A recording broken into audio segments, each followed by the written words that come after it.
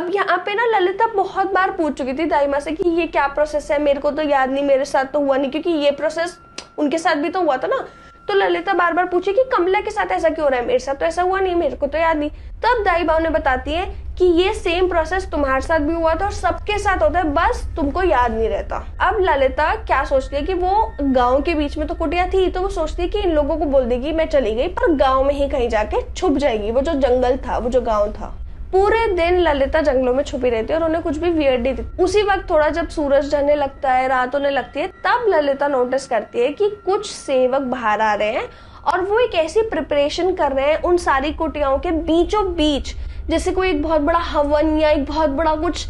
ऐसा होने वाला हो जिसमें बीचों बीच आग जलने वाली हो और कुछ सामग्रियां रखी हो। जैसे ही सारा सेटअप हो जाता है, दाई माँ एक ने एक हाथ पकड़ रखा है, दूसरी ने एक दूसरा हाथ पकड़ रखा है और वो कमला को घसीटती हुई उस पूजा वाली जगह पे जहाँ पे वो हवन कुंड बना रखा है वहां पे लेके आते हैं, जहाँ पे कमला के पैर रगड़ते हुए जा रहे हैं और वो दोनों से घसीटती हुई लेके आ रही है। पर जैसे जैसे कमला उस हवन कुंड के पास जा रही है ना, कमला हवा में ऊंची होती जा रही है। इतने में ही बाबा आते हैं और बाबा कमला के एकदम सामने सामने खड़े हो जाते हैं, अपनी झोली से कुछ निकालते हैं, कमला की तरफ फेंकते हैं और वो कुछ राख जैसा होता है और कमला के जैसे वो शरीर पे लगता है, कमला फिर जमीन पे ऐसे रगड़ने लग जाती है, मतलब बेहोश सी हो जाती है। और अब वो देखती है कि बाबा कुछ प्रोसेस करते हैं, अपना कुछ मंत्र बोलने लग जाते हैं, कुछ पूजाएं करने लग जाते हैं और जैसे जैसे वो पूजा कर रहे हैं, जैसे जैसे वो मंत्र बोल रहे हैं, जैसे जैसे वो अग्नि में कुछ कुछ डाल रहे हैं, कमला चीख रही है, चिल्ला रही है, वो दोनों दाई माँ को एकदम ओवर पावर कर रही है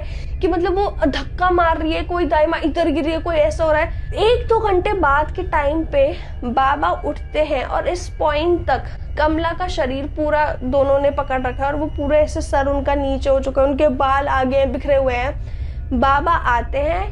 परात में से जो भी उनके सामने रखी होती है उठाते हैं एक टुकड़ा और कमला के मुंह में डाल देते हैं।